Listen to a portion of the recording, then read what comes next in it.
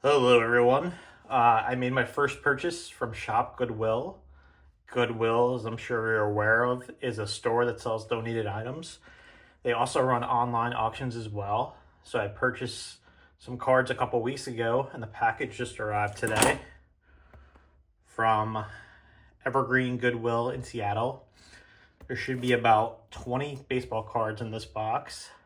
I know what I'm getting based on the auction, but I don't know what the cards look like other than the auction photos, which weren't that great. I doubt there's any bonus cards in here. Sometimes when you order cards from eBay sellers, they throw them some extras, but this is from Shop Goodwill, so I doubt there'll be anything in addition to what I saw in the auction photos. Shop Goodwill has a ton of sports card auctions going on. Most of them are junk wax, which makes sense because there's a ton of junk wax out there. And I imagine that when people clean out their closets or basements, they find their junk wax collection and donate them. So make note of that Seattle again, that'll come into play. I paid $81. $81 was the high bid for this box of cards. With tax and shipping, it came out to $101.83. So let's break it open and see what I get.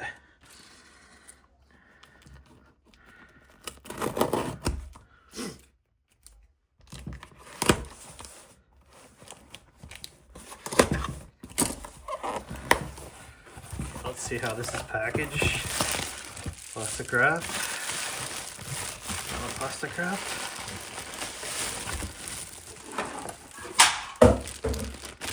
Okay, so they put it in a nice airtight bag. And here are the cards. Most of them look to be in some sort of plastic.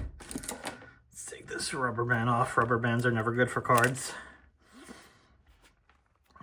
Okay. So we start with two 1971 Topps cards, I believe. Billy Williams and Don Sutton. These are actually worth something depending on the condition. Both Don Sutton and Billy Williams are Hall of Famers. So let's take a closer look at the condition of these. Sutton looks pretty rough. It's got all four rounded corners. A lot of wear on the edging. So I can imagine that's worth more than like $1 online. Billy Williams looks a little bit better. They pull that up. There's discoloring on the edges. The corners have a little bit of wear. It's not as bad as the Don Sutton. It's not great shape. So, but that may fetch a few dollars, given the age and the caliber of the player. So we have a Raleigh Fingers 1984 Fleer. And not a lot of value there. Okay, and then we have an Aaron Judge GQ Swords card. That's actually a nice card. Yeah, not a ton of value, but you know, I collect Aaron Judge cards, so I'll keep that one for myself.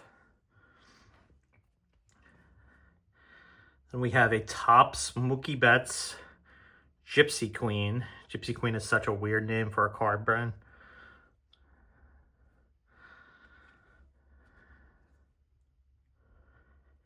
An Albert Abreu Gypsy Queen. I think these are from like the early 2020s. I think it's, yeah, 2021. A Fernando Tatis Jr. Topps Heritage card from 2021.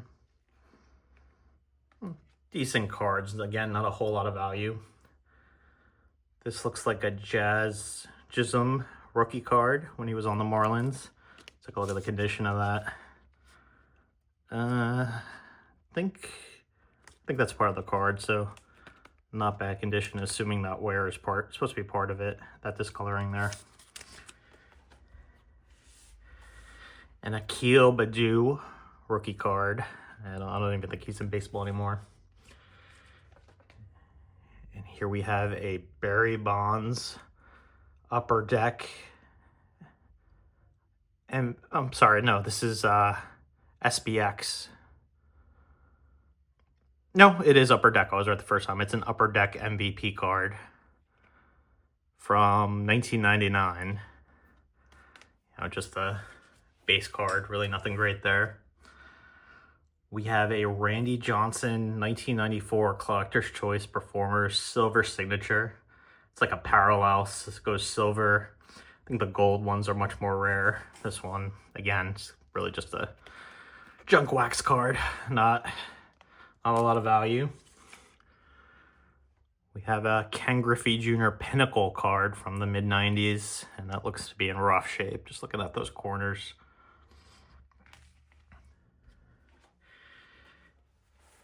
A Mark McGuire Fleer Long Gone from 2000. The cool card. A Ken Griffey Jr. Triple Play from 2007 from when he was on the Reds. It's in the top loader upside down, but I'm guessing that's in decent condition, given that it's in the top loader in this penny sleeve. A Derek Jeter 2007 Triple Play, upper deck. That's got a scratch off on the back. I'm wondering, I guess it's some kind of like, you could win a prize if you scratch it off, but we'll keep it preserved. Maybe that's worth like $1 or $2. Okay, so this is the card of the set, which caught my eye. This is like the crown jewel. We have an Ichiro Bowman's Best 2001 rookie card. Just want to make sure this is legit. It should be numbered, and it is. It's numbered 928 to 299. So Bowman's Best released a limited number of rookies that year, with the top being Albert Pujols and a close second being Ichiro. So this card's worth raw about $100. And again, it just caught my eye in the listing. The photos weren't that bad, were not that good, so I worried about condition. But looking at this now, I'm just kind of looking through this screw top loader. Seems to be in good condition. So this is I'm happy about this because, like I said, raw, it's worth over $100. So this makes up for the total value of the auction. So keep that one there. It's another decent card. Barry Bonds 2001 SPX winning materials. It's got part of his jersey and it's got part of his bat. See if it's numbered. It's not, but still a cool card. I think that could potentially be worth like $15, $20 at auction. Then we have a number card here. We have an Alex Rodriguez All-Star Heroes from 1998, numbered to 1998 as part of his bat, shaped like home plate. I remember what I said about Seattle. There are a lot of Seattle players here. A-Rod, Griffey, Ichiro, Randy Johnson. This card, I think, is worth maybe like $5 on ad auction. We have two Cal Ripken Jr.'s Denny's Collector Series holograms from the early 90s. Fun fact, back in the junk wax era, so many consumer brands partnered with sports leagues to produce cards. There was Post Cereal, there was Drake's Pastries, there was Purina Dog Food, Duracell batteries, and Denny's. So you kind of see this today a little bit too. I think Michael Jordan partnered with Hanes. But back in the 80s and 90s, it was so common to get baseball cards or sports cards in general anywhere. These are probably like $1 each. They're limited edition, but they don't have a ton of value. And finally, we have a Hank Aaron Hallmark card, another partnership with a different company that normally doesn't make sports cards. This is like the best container. Yeah, it's got 4 screws. It's not that valuable. It's at best it's $1. But I guess this person thought, whoever had it originally thought, because it was Hank Aaron, that there's a lot of value there, but really it's not. Okay, so there you have it. No bonus cards, but I'm happy with the Ichiro looking as good as it does, and I think for an $81 high bid and $101 that this was overall was a very good value. Thanks for watching.